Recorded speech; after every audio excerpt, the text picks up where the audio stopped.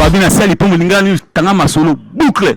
Lelo ezalaki vraiment mwana nyonso ya Nzambe asengeli ayeba basali ya mabe. Teti Antichrist koya na mikolo oyo na thème oyo balobi 3 éléments de Antichrist. Pe vraiment presbytère pasteur titulaire Raphaël Vubu lobi boepe afongoli bana Nzambe mémoire ndenge Antichrist misala na ye eyaka. Pe alobi boye na micro ya Lingala News.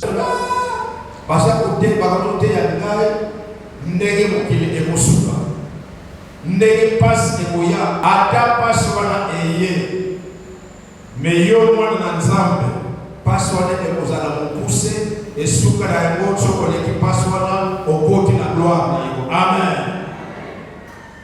Donc ezali nzela tokolekela tozolekela po tokoti na gloire na biso. Alors awa bazali kolakisa biso les 3 éléments de l'Antichrist. Alors là-bas, je crois la semaine, dans l'accent de l'Apocalypse 13, que ma bête, Banyama, il y a des bêtes. La bête qui sort des eaux de la mer, bête oyo azobima dans la mer, na bête oyo azobima de la terre. Maliba benga ba bête, mais chaque bête azala kombo na ye. Ndenge kaka yo oyebi. Na kati na Nzambe bazali batu misatu.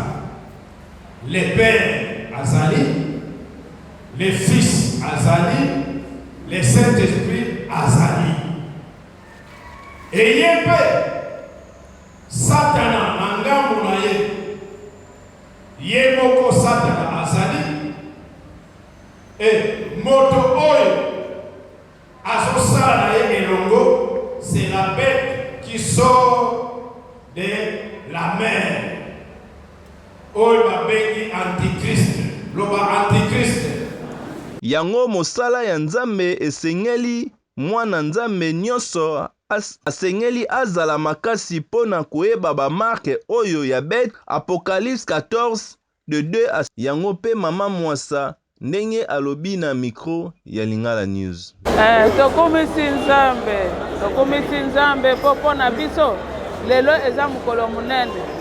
Tangu nyonso oyo toyaka tozana oyo tobengaka Sainte Seine oyo tozali kosakola koproklame na mokili mobimba kufa na sekwa ya mokonzi na biso Yesu Kristo ndenge ya lobaki oyo akolia nzoto na ngai pe ameli makila na ngai akozala kati na ngai pe kati na ye.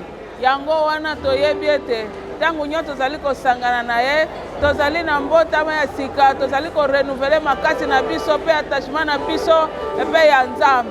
Ata mutu akoki koluka biso akomona biso juste po biso tobatami kati na Yesu pe aza kati na biso. Yango wana tozana esengo tangu nyonso ya kokomemoraka sekwa pe kufa Yesu Kristo na bomoi na biso.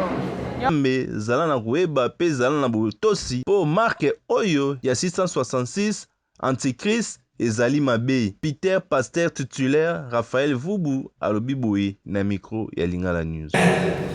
Satana akokenda batuma éternel mais Yesu oyo bapesa kombo eleki bakombo nyonso azwa nkembo nyonso aza na bato na ye akobenda na nkembo na ye. Alléluia.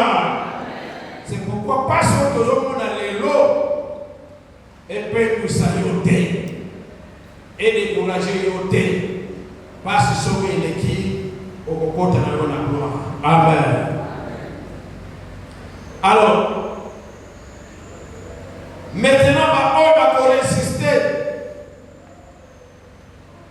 bagopé tala la Apocalypse 15 verset 2 à 4. Balobi, et je vis comme une mer de verre mêlée de feu. Et ceux qui avaient vaincu la bête, le oyo, balongi, va résister, peut balongi, et son image et le nom de son nom, oyo bakolonga. La bête, image naïe, combo naïe, peut le nom de son nom, debout sur la mer de fer, ayant des harpes de Dieu. Harpe, c'est un instrument de musique, Yankembo. Alléluia. Babina sali pour mulingani tanga masolo